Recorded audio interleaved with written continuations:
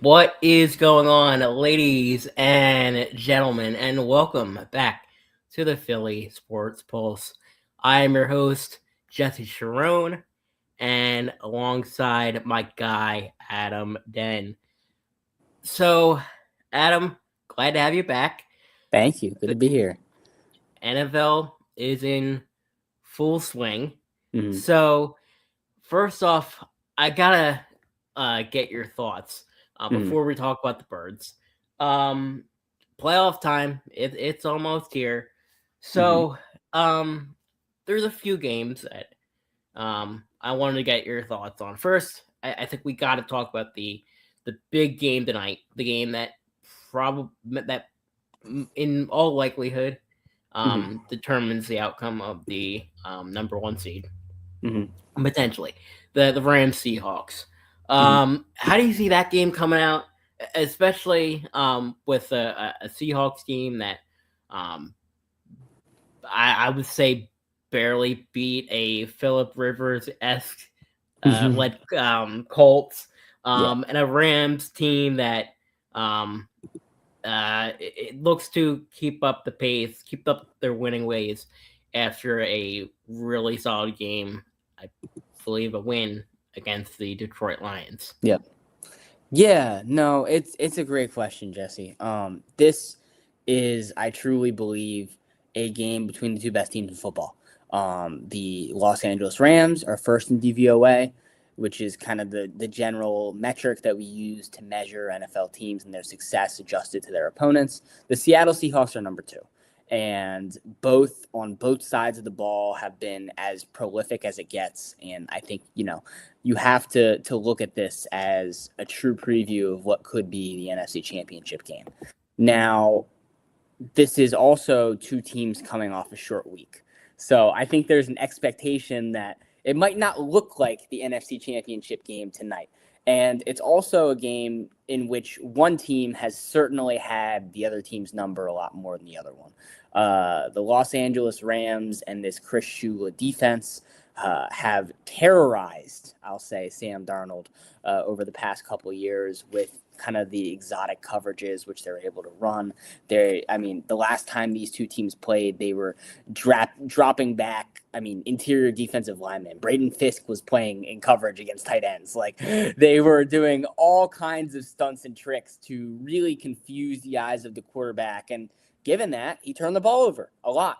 It was the most he's turned the ball over this season, and this offense sputtered because of it. I think there is a scenario in which we're looking at a similar game.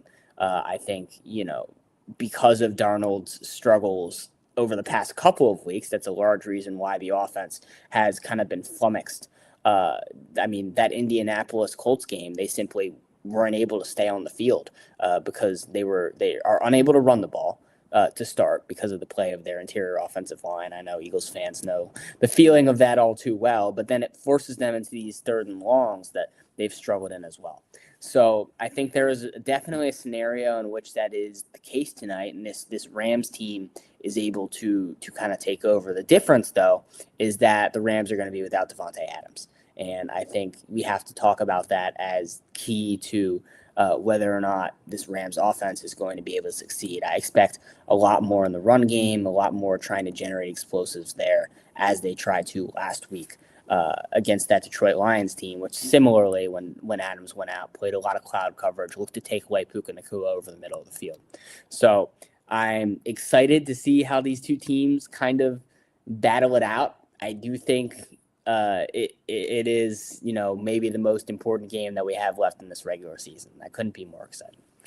Yeah, no, I agree. Now, shifting our attention to the AFC, you had really quite the stunner last week as the number one, the top one. I forget if they were one or two, but the New England Patriots, they soared to a 21-0 lead in that first half against the Buffalo Bills.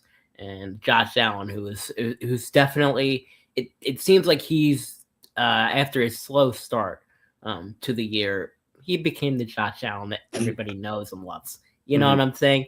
And the guy proceeds to drop 35 on the Patriots defense, who, in my book, they don't really have the flashy names, but they have been one of the bigger reasons that the Patriots have done as well as they have when Mac Jones has had, a game or two where he hasn't looked like the MVP that everybody thought he was. Now I don't know about MVP talk after that one, but regardless, that game just made the entire AFC picture, playoff picture, a whole hell of a lot more interesting. Because the Bills, they go up against the Browns this week after the Browns got pretty embarrassed last week against the Bears, and then the Patriots, they're going up against a Ravens squad that people say that at least in NFL circles, they beat the bad teams, but they can't beat the truly elite teams. That's just what people are saying. So, big test for the Ravens to get back into things, with a decently weak AFC East division, with the Pittsburgh Steelers being the Pittsburgh Steelers. But how do you evaluate that game last week, and how do you foresee the AFC playoff picture turning out? Yeah, absolutely, Jesse. It's a tale of two halves, and in that first half, this New England team was dominant, as you kind of referenced, and were able to run the football and generate explosives that way. And that really has been when this New England offense has been at their strength, is when they're able to really attack through the rushing game on the interior. And the play of Trevion Henderson, the explosiveness in space, they are really taking advantage of the Buffalo linebackers and safeties, which has been a real struggle point for them as a defense this season. And then it really flipped in that second half. And a lot of that was due to New England's own doing. There were a lot of self-inflicted mistakes, a lot of penalties, a lot of execution errors, a really inconsistent second half from the skill position core of this New England Patriots team, and great coverage played by this Buffalo Bills team as well. They shift to a lot more cover six and look to take away a guy like Stephon Diggs, who has been as good as he has been this season. So I think what it kind of tells us, I think, can be kind of muted in the sense that, this was just a great game played, a great second half played by this Buffalo Bills team. I don't think it's discrediting this New England team in any way, but I think you do have to worry a little bit about their run defense as a whole. And I think that's something that could come up coming into this week. The Baltimore Ravens have been less effective at running the football in the past couple of games simply because of the play of their interior offensive line. But this is still an offense with Derrick Henry and Lamar Jackson. And even with Lamar's health limited as a runner, he still presents that threat and therefore makes you scared enough to sell out on that, to allow for explosives in the run game from Derrick Henry. So I expect them to have a good game running the football. I expect that to be an incredibly fun game. And then Buffalo has this incredibly easy schedule ahead. So they're really just waiting for New England to slip up. And so I think the Bills are right in this picture. And if they're able to get a home field advantage throughout the postseason, they're already probably the favorites to come out of the AFC, but that would just, make it almost confirmed that they should be, the whole conference should be scared of them in that way. Yeah, no, I'm totally on board with you there. Now, you want to talk about a team that is fighting really for their playoff lives. And that is the loser organization that is the Dallas freaking Cowboys. Now, I gotta laugh at the post game presser, whatever the hell it was, from Jerry Jones, one of the things that stood out to me was one of his takeaways was, oh, we couldn't get to the quarterback. Well, listen, buddy, if you hadn't traded one of the best pass rushers in the entire league, then we wouldn't be having this conversation to begin with 95% of the NFL clowning on you months ago. Like, who could have seen this coming? You know what I'm saying? I know absolutely what you're saying. And now they are what? They're below 500. They have a 1% chance at making the playoffs, and you're going up against the Chargers team that a few weeks ago, Well, I don't. We'll see if that that Chargers game against the Eagles a few weeks ago it is of relevance. Although I believe it will be, because Justin Herbert, he'll be more healthy than he was a few weeks ago.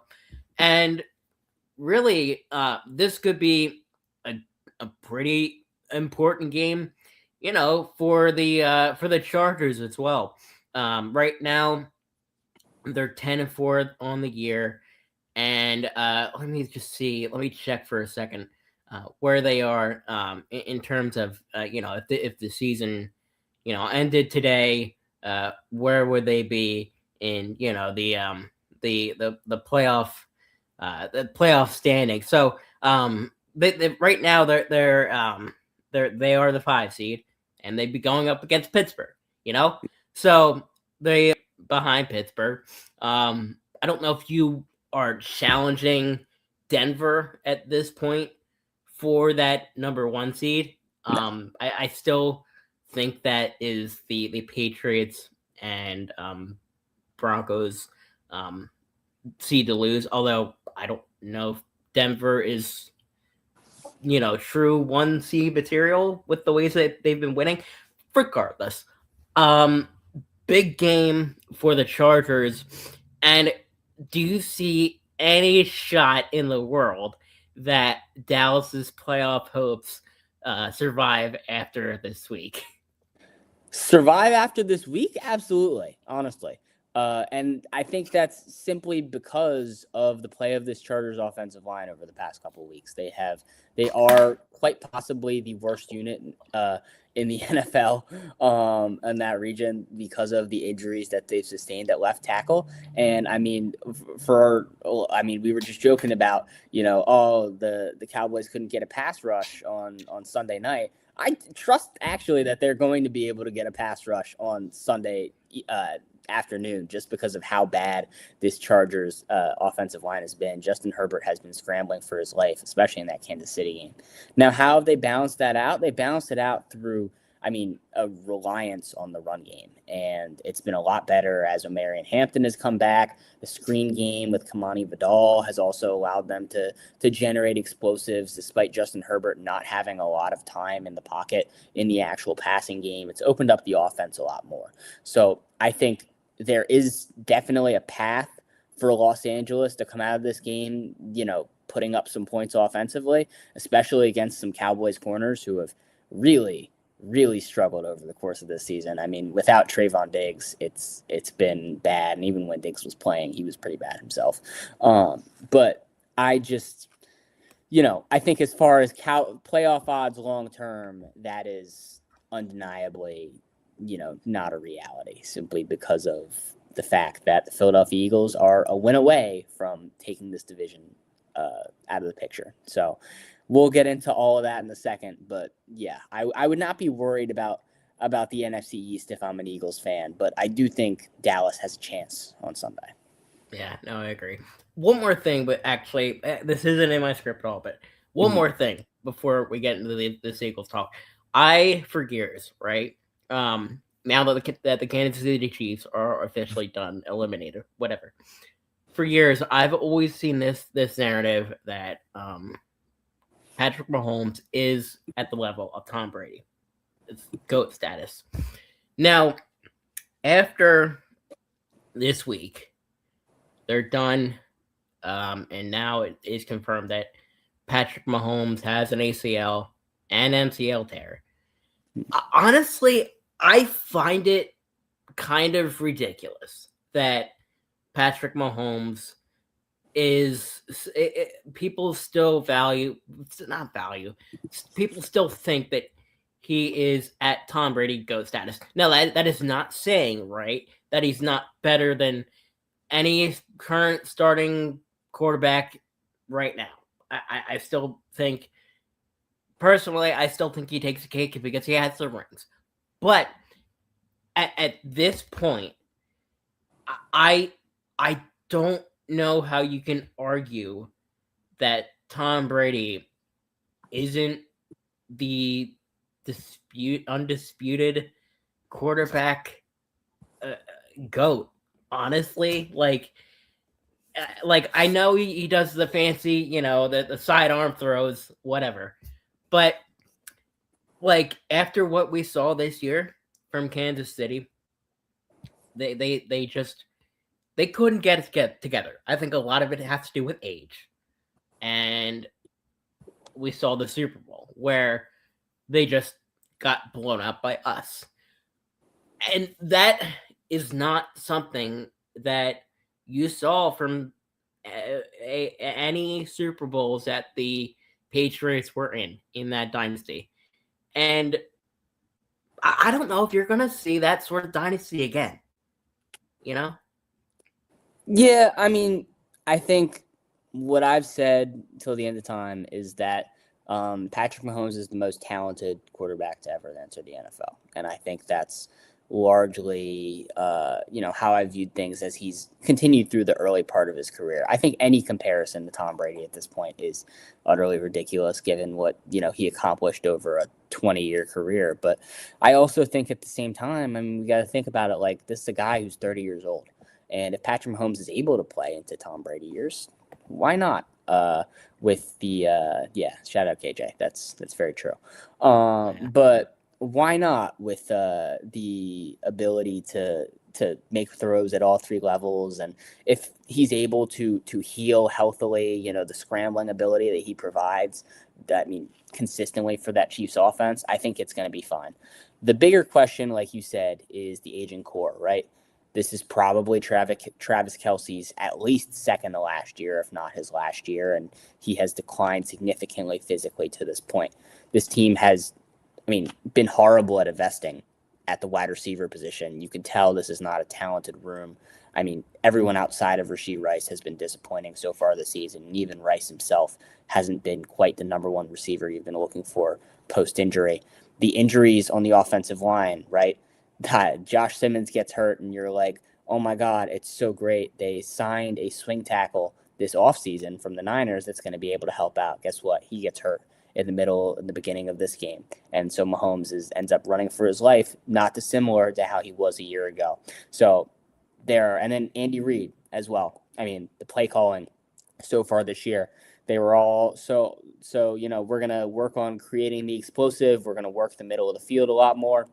The middle of the deep passing game is going to be a lot more developed this year. They got back to kind of the West Coast offense and trying to get the ball out very quickly, just because of the lack of talent in their receiver room. And part of that is the way Reid has called plays. So there's a lot of questions going into 2026, if he's even healthy to get into camp. And I think that is the thing that can hold him back potentially in the future from any kind of argument. It's just that he doesn't have around him necessarily what Brady had around him during those incredible runs. But at the same time, like I said, most talented quarterback that I've think in NFL history. Now, the guy who I think is second had similar problems, and that guy's Aaron Rodgers. So, and that's a conversation for another day. But So Yeah. I think that's the path we're looking at, and that potentially, and that's what scares me, Jesse. Yeah, no, I'm right there with you. The Steelers, the 9-8 train, that train will never die, in my view. And I personally, even though Rodgers did have a really good game against Miami Dolphins, I really think says more about Miami Dolphins and how garbage that team is.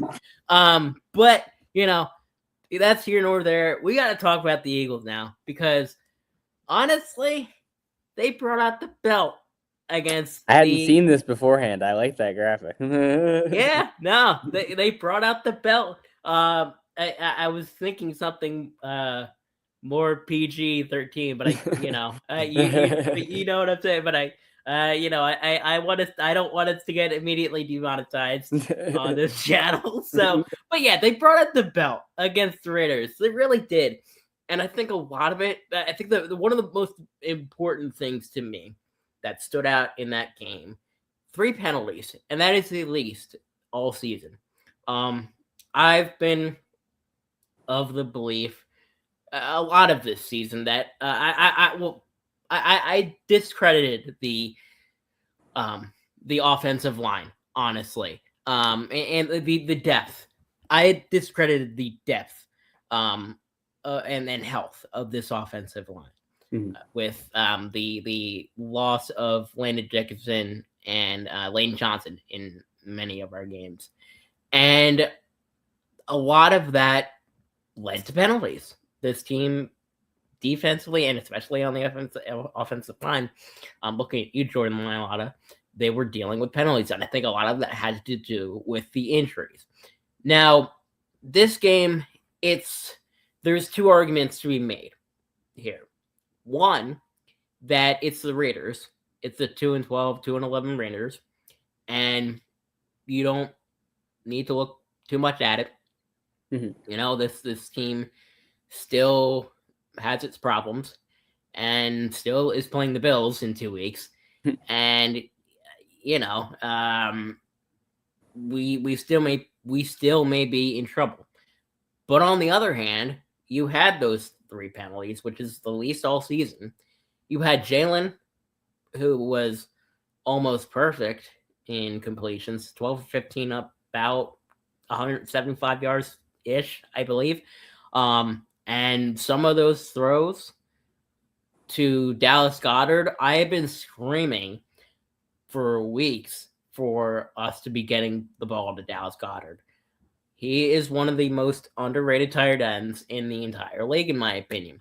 His separation up the middle is something that I think not a lot of tight ends can do. Getting the ball to Devontae Smith down the sideline, that beautiful throw, that was awesome. AJ Brown even got a couple of pretty good catches. The one thing that to me the Eagles struggled with, they couldn't really get the run game going, although they did try. A lot of these Saquon did get a lot of carries, but he just and I could tell that they were trying to scheme things a little bit differently. They weren't immediately having him try to attack up the middle.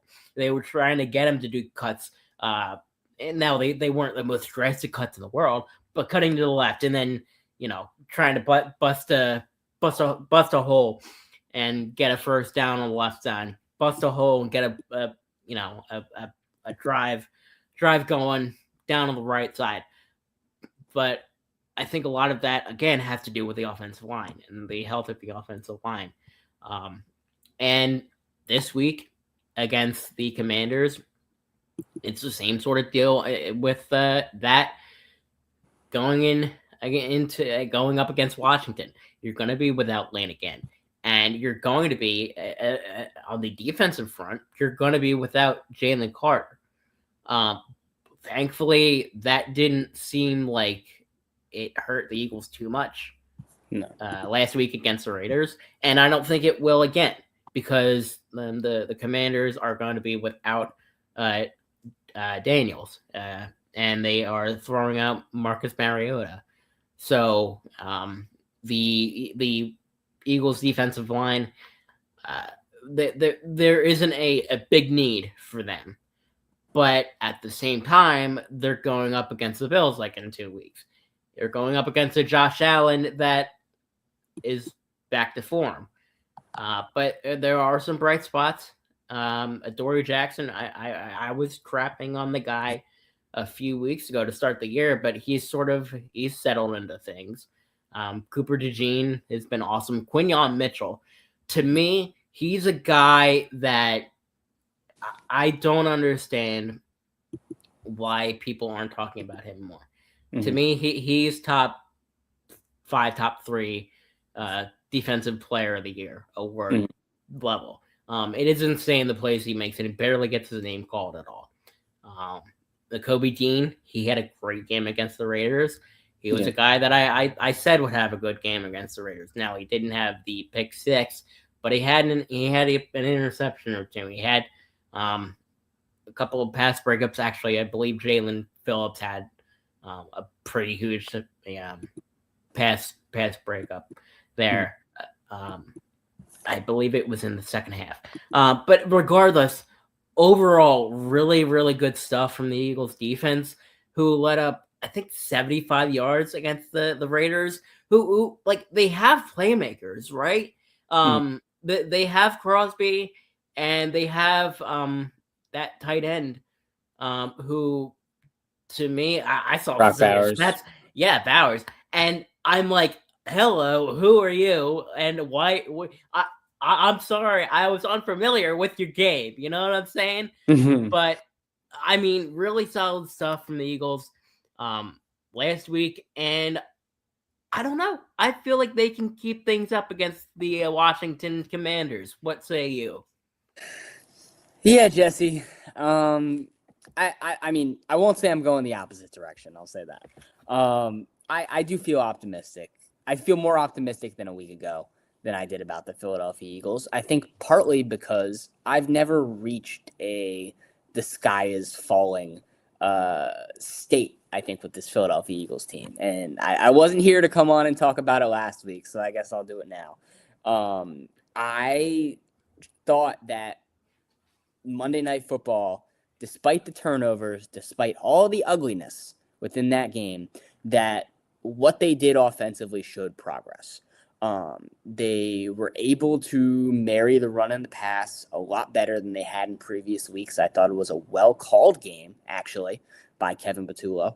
And I thought just the greater amount of under-center passing concepts and just more seeing them able to work the middle of the field with more crossing routes than they had shown in previous weeks, less hitch routes, and just greater diversity of route concepts in general. I thought it was, a solid game plan against a really good Chargers defense, and the quarterback just happened to play absolutely horrid. And that led to, a real tragic outcome. But the quarterback comes into this one and played a much better game against significantly worse competition, and they looked like the machine that they should be on offense. Now, it wasn't perfect. I think the running game, as you kind of pointed to, still has its flaws because of the play of the interior offensive line. I think it will get better when Lane Johnson comes back, but I still have my questions there. I still think the offense is very far from perfect. Jalen Hurts still missed a ton of throws in this game. There were still some questionable decisions and play calls within this game. There were a couple of third downs in which they were kind of, running with the same kind of concepts. And, they also, I think, were a little too reliant on kind of that deep man coverage shot on third down, which works great when you're playing the Raiders defense against backup corners. What happens when you're playing an actual elite defense with elite corners? And so I think there are definitely holes in this offense. I think they're still a little too simplistic, but for what they're going to be this season, I think it was the best possible performance you could get out of the Philadelphia Eagles. And I think that's important to notice. This is the height of what this team could potentially be. And if they're able to play like this against an actual defense, which I don't believe that they're going to be able to do, simply because I think an actual defense will present them with actual questions to be asked on offense that they're going to have to answer. And I don't trust Patullo or Hurts to be able to adjust to that. But I think that they would be able to, if they play like this on offense, they're going to be able to contend in the NFC. And I don't expect it to happen simply because I think the quarterback and the play caller are flawed in that way. Now, on the other side of the ball, I was ecstatic, just like I was ecstatic a week ago.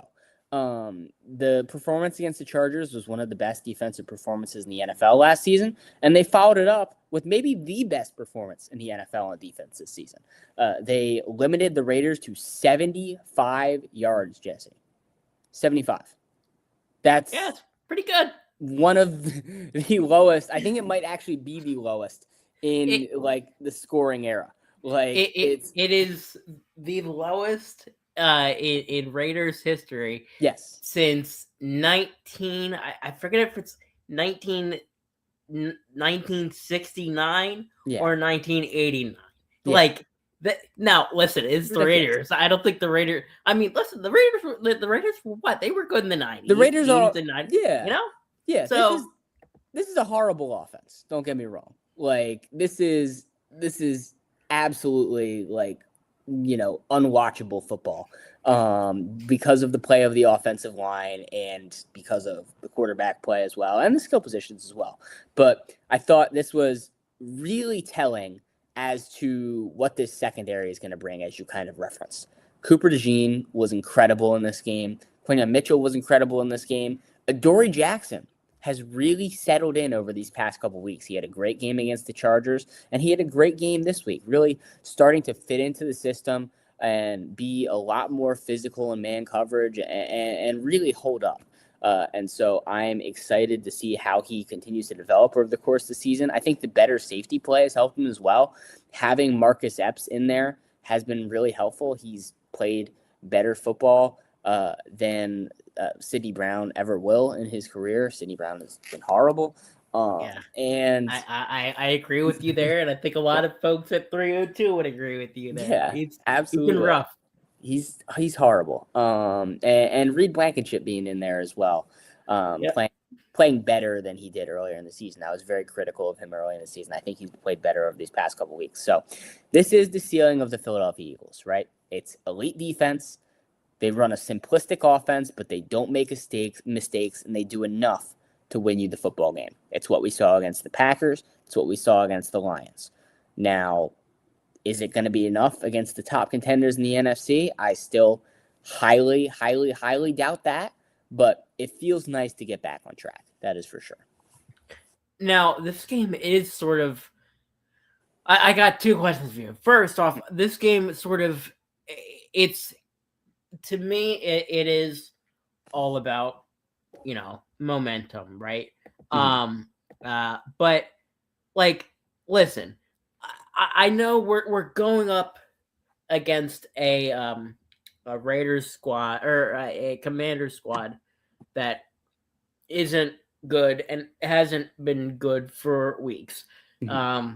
I still think I got some flack early before the season started that Commanders fans were chirping in my ear saying, "Oh, we're gonna be Super Bowl contenders," and now what? They are well below 500, and they are potentially a top 5 draft pick type team.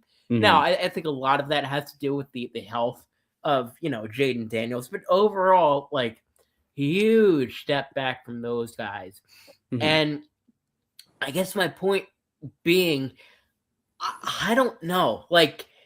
I, with the thought in mind that, momentum swings are big, in this game, or in the NFL. With all that being said, a dominant win, I think you need a dominant win at this point, like you did against the Raiders, because the Commanders, they are not a good team at all. Could that sort of propel us to a big win against Buffalo? Now, this is going to be in Buffalo. It's going to be probably, knowing Buffalo, it's going to be a snow game. They're 95% of those games are snow games up there. Mm-hmm. And you're going to go up against a really tough Buffalo team that they're playing the Browns, so that's probably going to be a win for them. Mm-hmm. The Browns have not been good, but does this sort of does a win against the Commanders give you hope that the Eagles can look like a competent team at the very least against the Buffalo Bills? Not at all. Yeah, not at all. I think, to be honest, this Philadelphia Eagles team, given what they're working with offensively, again, we're going to keep saying it, the play of the interior offensive line, the lack of diversity in concepts, the play of the quarterback. Those are factors that have been on such a seesaw all season that I wouldn't be surprised if they came out and they struggled going into Washington this week. This is a Commanders defense, which granted has been really horrible. They have not been able to generate any kind of pass rush. I mean, outside of this Giants game this past week, and even then they struggled at points. The linebacker play is horrible. The secondary has, really tanked since last season, given the play outside of Marshawn Lattimore. But the Philadelphia Eagles, at points this season have really given me no reason to, have faith in their competence. I think there's still a scenario in which they shoot themselves in the foot enough that they allow Washington to get back in this game. And Washington has shown some ways to be able to create explosives offensively through the short passing game that may allow them to kind of sneak up and be competitive in this one. Now, outside of that, even if they're able to have a big win over Washington, I think we could be looking at the same problems against a Buffalo Bills defense who we just got done talking about, the second half that the New England Patriots had, given how Sean McDermott called that defense and, the great, coverage that they had against these New England wide receivers, that really limiting them through the cover six that they played and, forcing them to try to create explosives and work the ball outside of their top receivers. I think that's the same thing that the Philadelphia Eagles have been facing for most of this season. It's the reason why they've been unable to generate any explosives with A.J. Brown so far this season, is because defenses have been so often playing them that way. It is a weaker run defense, but I don't trust the Philadelphia Eagles because they played, potentially one of the worst run defenses in the NFL in the Los Angeles Chargers a couple weeks ago and still were unable to generate much consistency, even if it looked better than it had in previous weeks because of the in-play of the interior offensive line. So my confidence in this team against good NFL football teams is very little, as you can probably tell. And that leads me to not have much faith in them in 2 weeks. But I hope I'm wrong. I do. Yeah, no, I agree. One little thing that I've been seeing on Eagles Twitter, and this whole debate with the play under center. There are stats to back up with Jalen playing under center, yep, versus scrambling in the pocket, all that stuff.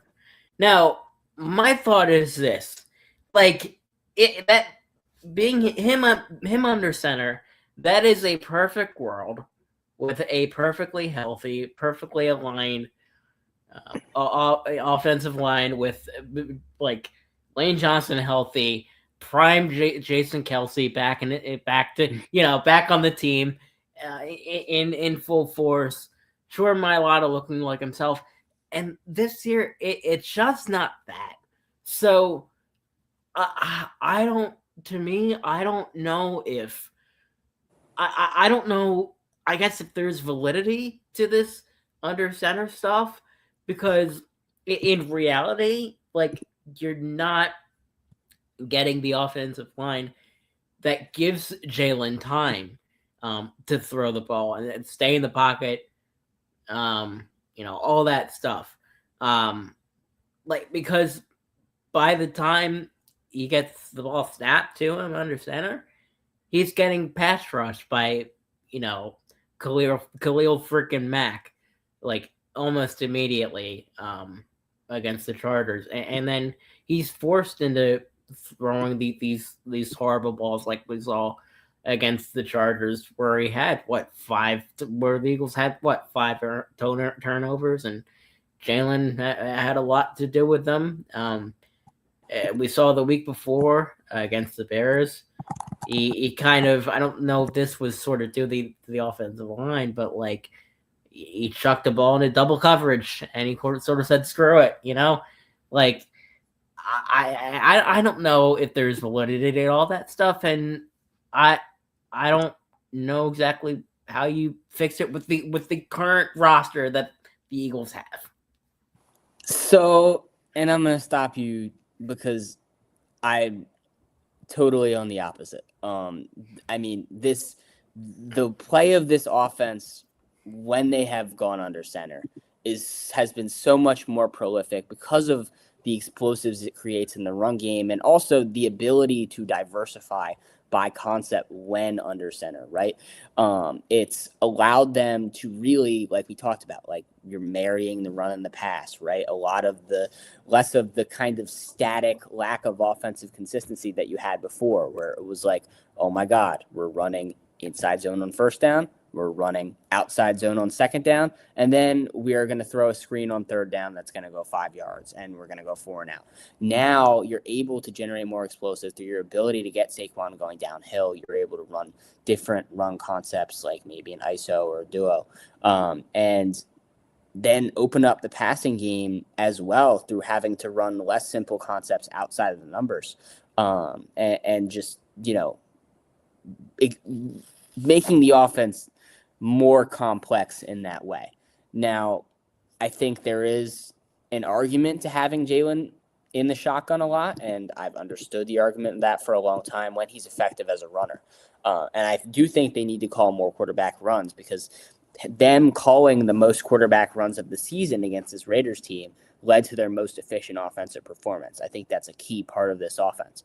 But you do need a mix of both. I truly feel that way because the passing concepts when they've been in the shotgun have been the biggest issue for this Philadelphia Eagles team. And they're not able to run the ball out of the shotgun either because of the play of the interior offensive line. So I think I am all for the higher under center snaps. They have a 0.53 EPA per play when they are under center. It is a 0 EPA per play when they are in the shotgun. So it is proven that they are more successful statistically when they are under center, and I think it needs to continue and could even be more. Like, I'd be all for it. Yeah, no, I'm right. Yeah, it's just, yeah, I'm torn because like we have seen the stats do back it up. They do, but like at the same time, like I hate to use these words like the culture, the vibe, all that stuff, but like, I don't know. I think maybe if you had him under center, the plays that do drive me nuts the most are the ones where we're throwing it 10 yards behind the line of scrimmage and then getting it to Devontae Smith and all. Mm-hmm. But like, I don't know that you have the offensive line for it. You know what I'm saying? Like, and like, it does bring up more explosive plays. I get that. I do. But I think, I don't know. I really, it's not like I've lost faith in this offensive line because they have the payment, they have the guys, but I've lost faith in them being healthy. Yeah. We haven't seen it at all. Yeah, I agree. I think what I'd say to that is simply that the offensive line, I think their strengths like cater more to an under center approach versus a shotgun approach, especially in the run game. Because with kind of that under center approach, they've been running the ball outside a lot, running the ball towards the tackles a lot, which is generally their strength, right? As far as run blocking, you want it on the outside with Lane Johnson or Fred Johnson getting out in the space, or Jordan Mailata getting out into the space. You don't want to have to trust the interior where Landon Dickerson and Cam Jurgens and Tyler Steen have struggled so much, right? And you also want to be able to open up the play action game through the under center passing game. It creates that threat through an under center run or an under center pass of, hey, this could be, we're going to sell out for this drop back. We're going to send a bunch of guys in this drop back. And that opens up the play action game. And that's huge for this offense. That's how they generate so many explosives. So I think I am all for this. Yeah. Now, now that sort of brings up, you talk about the run game, right? Mm-hmm. I am really interested to see how the next couple of games turn out for Saquon, because bad run defense in the Commanders, and then the Bills have one of the better ones in the NFL. And then Saquon, great game against the Chargers, honestly one of the bright spots. And then a slow game against the Raiders where he got a lot of carries. I don't know where the season goes for Saquon, especially, and we'll talk about, potential playoff scenarios for the Eagles in a second. But say if you do go up against a Niners team that has Nick freaking Bosa, no, I do not like any of that. Keep me away from all of that. Maybe the Madden curse, right? That could be a factor. Honestly, you never know. But I don't know whether to believe that the week before against the Chargers was something that Saquon will build on, because then we saw it against the Raiders where, he sort of struggled. But do you kind of see a world where Saquon becomes the leader that he was last year? Because really, last year, the reason that the Eagles won so many games was because of that. I mean, this is kind of stating obvious, because he almost broke the rushing record, the single season rushing record. But he was, offensively at least, to a point, it was A.J. Brown and Devontae Smith, but his runs set up the pass, right? And there have been spurts, right? There have been spurts where he's been good, but overall, down year from him. But there is potential for him to have a nice end of the year. And I am wondering how you think this year is going to end for Saquon Barkley. Yeah, I mean, as you've referenced, it's been a struggle. And I think what the important thing that I think anybody in this Philadelphia Eagles front office will emphasize is that it's not a testament to any slippage in athleticism or, talent for the running back. He is still the same player that he was a year ago. I truly do believe that. And when you watch on film, you see that, right? You see the flashes of explosiveness in the open field. You see the flashes of ridiculous athleticism. I think really it does come down to circumstance. And by asking that question, you're essentially asking, do you think the Eagles' offensive line is going to be better at run blocking over the next 4 weeks? And my answer is yes, because there's a guy named number 65, who I think is the best player on this football team, who has the potential to be back. It looks like it's going to be more in 2 weeks than next week. And that opens up. He is out. He is out against the Commanders. He did get ruled out? Okay. He did. But that opens up so much for them, because what they had really started diving into, as they started making adjustments, was playing in more 13 personnel or 12 personnel, right? Where you don't have these 3 receiver sets on the field, but you can throw 2 tight ends on the field, or you can throw that extra swing tackle on the field in Fred Johnson. Whereas, you might not want him playing starting right tackle for you all the time in run blocking situations, but when you have him as that swing tackle blocking a linebacker, you can be for sure that there could possibly be a hole on that side. And so I think once the Eagles are afforded the advantage of being able to open up their personnel, I think that's going to create a schematic advantage for Saquon Barkley to be able to be a better runner than he has been. Will it be perfect? Probably not, because Landon Dickerson, Cam Jurgens, and Tyler Steen are all still serious problems for this football team. But I do expect it to improve to be better going into this postseason. Yeah, no, I agree. One more thing. As we look forward to the playoffs, and with a win, the Eagles win the NFC East and lock up a playoff spot. Right now, the Eagles go up, and this is still subject to change. But the Eagles go up against the San Francisco 49ers. Now, you remember last year where um, they really, you know, they kick butt. They did. But we remember 2023, right?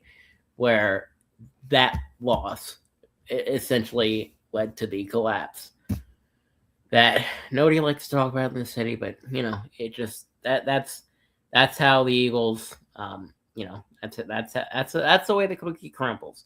Mhm. And this year, the Niners, they're doing essentially what the Niners are known for. Kyle Shanahan dealt with a bajillion and one injuries. Although CMC is looked a lot more healthy than I think people expected. But overall, they've had some solid wins, but a lot of them have not been against teams that are the cream of the crop, right? They have they've beaten the Rams to start the year, and then they beat the Seahawks early on. Other than that, a lot of these wins have been against inferior opponents, right? Mm-hmm. But they still, they've got some playmakers. They do. CMC, he's still you want to talk about a fantastic runner. He's been really good this year. He's honestly, to me, he's been the guy. It's kind of Captain Obvious, but he's been the guy. To sort of carry that offense. Brock Purdy, to me, I don't really. I'm not really sold on him. I'm not really sold on him. Never really have, honestly. Now, listen. The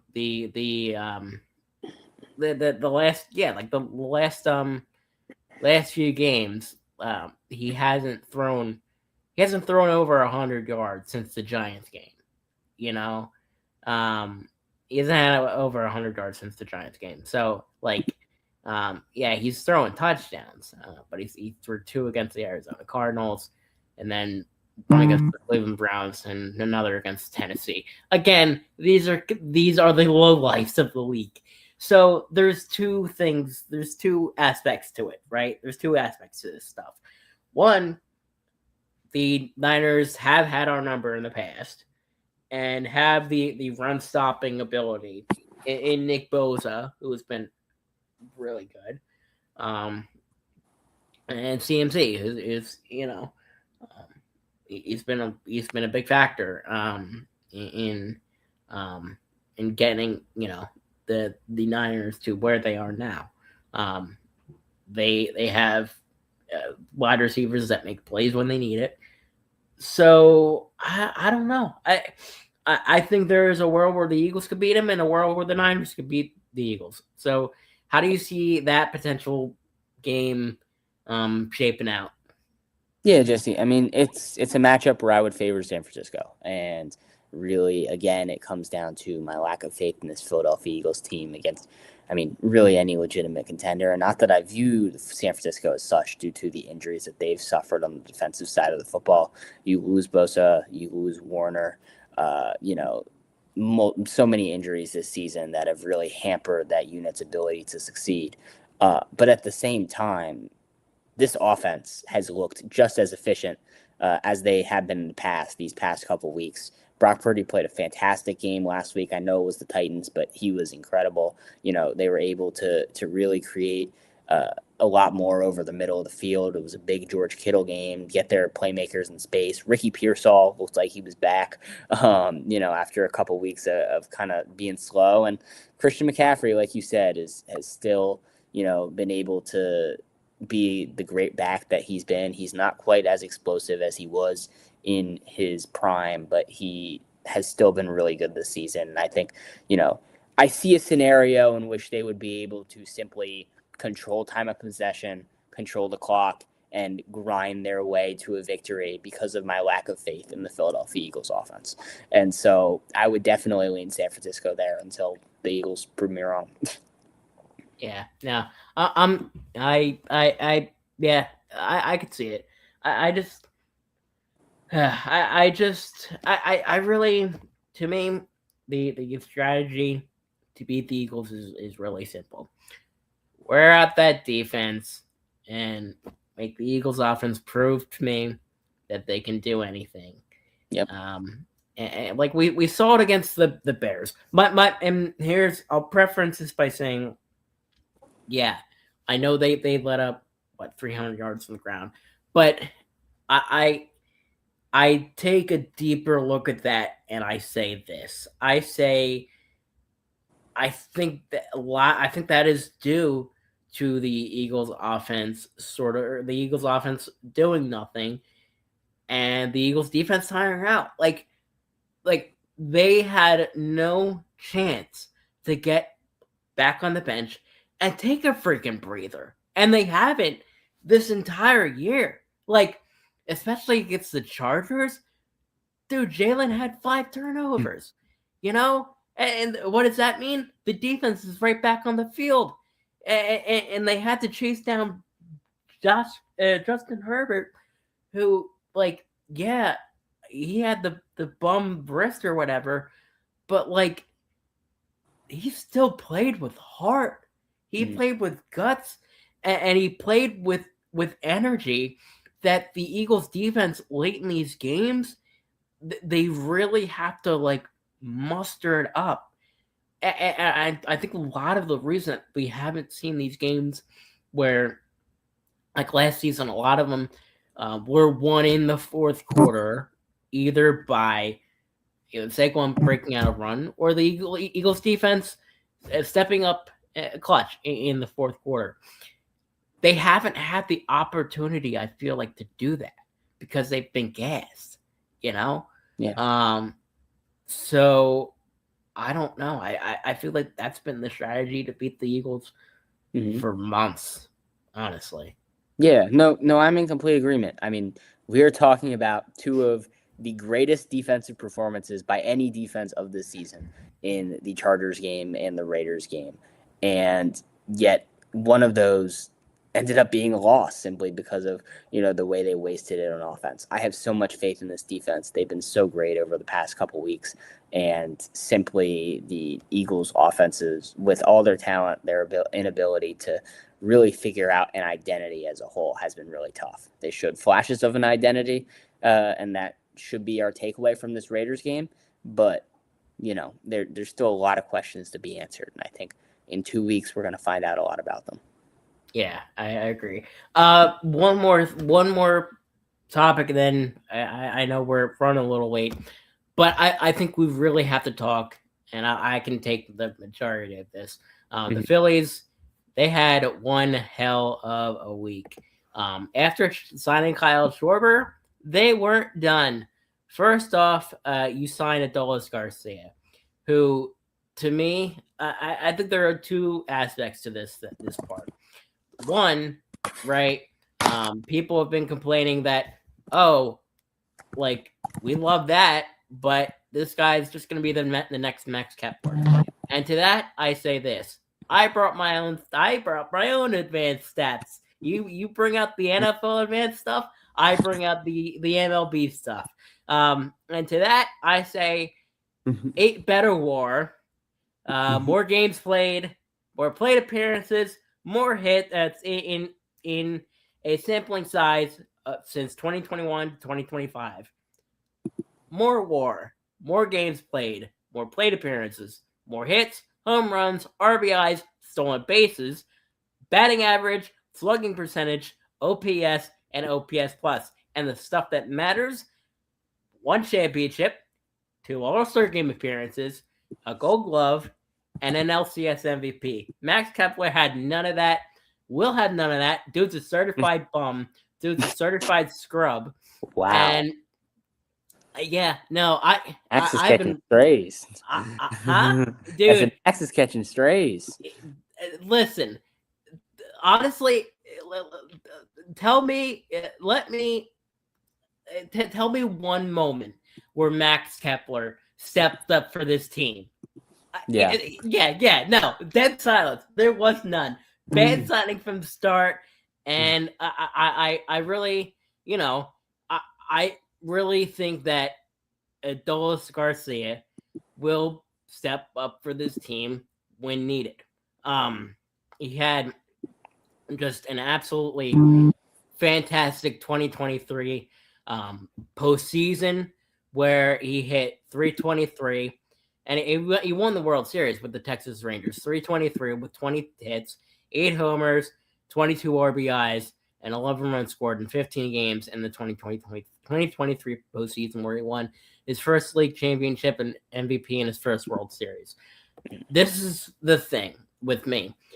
We've seen for years in October where you've had these guys that have great regular seasons and then they get to the playoffs and they get ice cold, right?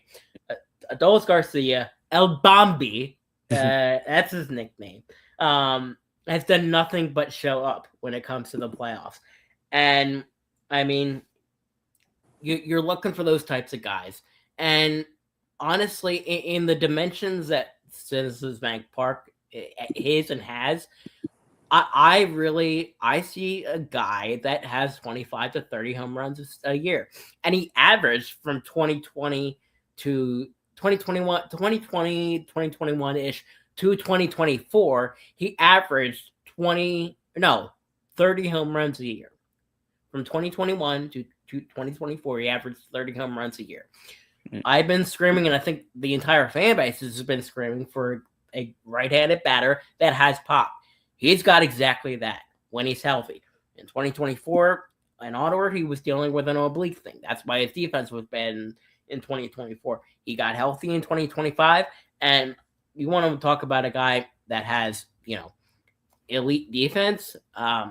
You got that, and now with Nick Castellanos probably gone now, I think this is a major upgrade defensively, and you just get a guy that has the potential to bring you 25, 30 home runs in a year. Now the average will probably suffer a little bit. You're probably looking at an upside of a 245, 250 average, more like a Schwarber average. But I think that especially if you put him in I don't know if you have the luxury to do it, especially with Alec Bohm and co on this team. But if you can somehow find a way to put him in that sixth spot in the lineup, you're looking at a guy that can put up major RBI numbers and then just absolutely cruise in the playoffs. Now that does mean the loss of Nick Castellanos, which I know a lot of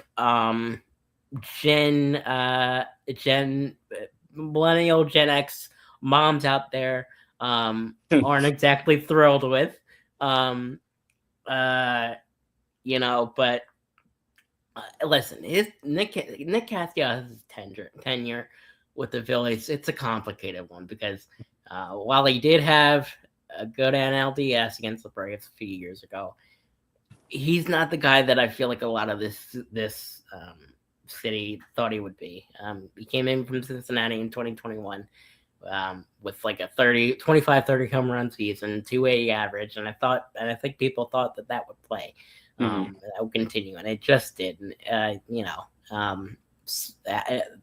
He was just he could not hit when they got to the LCS. and it was abysmal against the Dodgers. This again in the playoffs. But the defense was a little raw. He made the routine catches, right? But there were a lot of balls that got by him in the gap and led to a couple of runs. The other thing on the base paths, my God, there were so many times this season where he could have made it home and had to stick on third base because that guy, I swear, he has cement in his shoes. It's absurd. So I'm really glad that the Nick Castellanos era is over, and I'm very excited to see what what Dolis Garcia sort of brings to the table. Before I talk about our second edition, because my God, yeah, Dave Dombrowski woke up. He came out of his coma. Yeah. What did you think of the Nick Castellanos era? And are you also of the mindset that it was sort of time to move on? Yeah, I'm definitely of the mindset it was time to move on. I think we all kind of came in with the expectation, right, with him and Schwarber coming in, that this is really just going to add some fireworks to the offense and bring a lot more power. And that first year there were already signs that there were going to be some ups and downs, and from there on it really was a roller coaster. But you could kind of see the signs on the wall from him getting benched earlier in the season, the spat with Rob Thompson, and since then it's just been, I think, kind of known that he's gonna be out there. My question would be, what can you get for him on the trade market? Are you gonna have to cut him? Like, what does this look like financially wise? I think that's probably the Phillies' biggest question. But yeah, like you said, very, very doubtful in any sense that he was going to be a Philly this year. I've been, and it seems this all but confirms that. No, I agree. Now, honestly, I was shocked after the Garcia signing this week. I'm like, all right, we're chilling. Not chilling, but I think Dave Dombrowski will go back to sleep for a few months and then wake up in February with 2 weeks to go before spring training, and then sign some guy with a 4 ERA to a fantastic to a ridiculous, I don't know, $12 million deal for like a reliever. But honestly, this Brad Keller get that the Phillies got from Chicago, this to me was the most underrated get of the offseason. Last year with the Cubs, 2.09 ERA, 2.93 FIP, 27% K percentage, and a whip under 1, which for non-baseball nerds out there like myself, that's really damn good. 86% mile per hour average exit velo, which is tops in the MLB. And he's really he's got some stuff. He really does. His fastball, he can run it up to 99 miles an hour. He sits at 97. He's got 211 batting average against that. His slider is good. It's got 5.6 inches of break. He's got the changeup that's also really good. 0.67 batting 0.67 batting average against. Actually no, that's 1.89 batting average against. And then all of his pitches. His slider is good. His slider sits at 97, which that's crazy. His splitter, that's his splitter. which that's sort of you know the bread and butter. That is a batting average under one. 36% chase rate. So he gets strikeouts. And he's a guy that to me slots really well in that spot that Orion Kirkering was in right now during the year. To me, Kirkering was a guy that really, like, I know he had the part he had the the game against the Dodgers where he threw the ball away, won the Dodgers a game, whatever. To me, he never seemed to get out of games with coming in with runners on. That bothered me so much. It really did. And you put him in a horrible situation against the Dodgers, with the bases loaded, that you know. But now with Keller, you've got the ability to slot Orion lower down in the bullpen, lower leverage situations, and now you have also the option to trade Matt Strahm. There have been rumors that he is on the chopping block, and then Keller could take over Matt's spot. Matt is a guy to me that also drove me nuts. I was never the two guys in this pen that really drove me nuts. Matt Strahm and Orion Kirkland with the runners on. With no runners on, I swear Orion becomes the next Mariano Rivera. But any sort of pressure, any sort of pressure, Orion Kirkering folds like a pretzel. It's a joke. Yeah. But with this Brad Keller stuff, I'm excited again what we get from him. 2025 was his breakout year. He's got a career ERA of about 4. So last year was his best year. And the Phillies are banking on him having another successful year. And I think that's a good strategy. It is. You especially in baseball, you need to the key to winning ball games is riding the hot hand. And like he has the hottest hand of hottest hands right now. And the bullpen was a big need. It was a big need. And this to me just it's great that they did this in December because you still have 2 months to shore out the infield. And I feel like that's the move that they go with next. Or re-signing JT. If you don't sign JT, that just gives you more money to build on the infield. Potentially look to move Al Bohm again to move some salary. Maybe that gets you, along with moving Strahm, that gives you $25 million or so to fill out left field, to get Brandon Marsh out of left field, and sign a guy like Hunter Ryan Snyder. I believe that's his name, a guy from Boston, a platoon hitter, but he's one of the better platoon right-handed hitters in the entire league. So there's a lot of ways that the Phillies can go now. But wanted to get your thoughts on Orion Kirk. Your thoughts on Orion Kirkering last year, right? And sort of how do you see this Phillies bullpen sort of shaping out now, right? And do you think the Phillies are done now? Because that's a big move.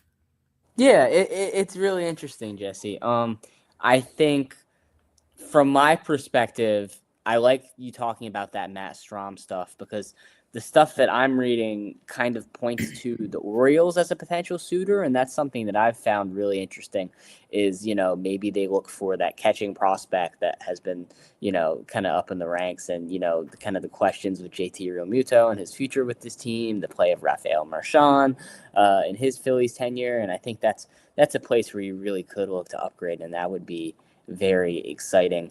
As far as the bullpen, yeah, I mean, I think this is one of the best in baseball, and even without Strom, getting that high leverage guy. I don't know much about Keller, but I think from just looking at the numbers, it seems like last year was not a fluke. Like the FIP and all the advanced stats or point to him being really really great for multiple years, and so it's great to get him on a short-term deal, see what he can do. And I think as far as Ryan, just having him in a less high leverage situation would also be helpful as well. It seemed like there was a little too much reliance on him, and that kind of made things more difficult. So I like the move. I like it a lot. I'm not sure if the Phils are done. I think that's going to be a serious question going into this next part of the season, is whether they hang out in the circles of a lot of these top free agents, especially the pitchers, given the loss of Ranger Suarez and kind of what's going to be the deal there. But, there's definitely still room to improve. We'll see how much Dave Dombrowski actually does with it. Yeah, no, I'm right there with you. I really, and then we'll wrap things up, but after this, but I really, again, with the advanced stats on Keller, I seriously, I love this stuff. He is 99th percentile in the entire league in hard hit percentage. His K rate, 80th, and then it is his barrel rate against is 86th percentile, 95th percentile in ground ball percentage. So he gives up he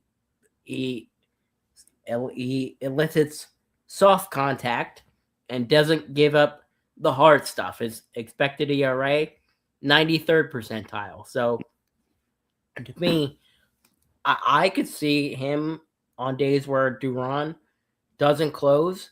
I think it would be an ideal world where Keller is the bridge to Duran, but I could see him closing some games. He's got that electric stuff, and that kind of electric stuff. And to me, I think you're set in the bullpen now, and I think you got to work on that offense. It killed you every single year in the playoffs. And listen, I love Adolis, I love Albami, but this can't be it, And I don't think this is it. And so that should mean a very exciting offseason as the Birds look to make a playoff run. The Sixers, we didn't really talk about them much, but they look to make a run at the play-in. And the Flyers are on fire right now. We definitely need to talk about them in the future because really they look like a playoff team. They do. So we'll definitely try and get some Flyers talk in the future. But the show ran a little long, so that's how we're going to end things tonight. Got to check in on that Rams-Seattle game because that's been a hell of a game. I'm sure it's been a hell of a game.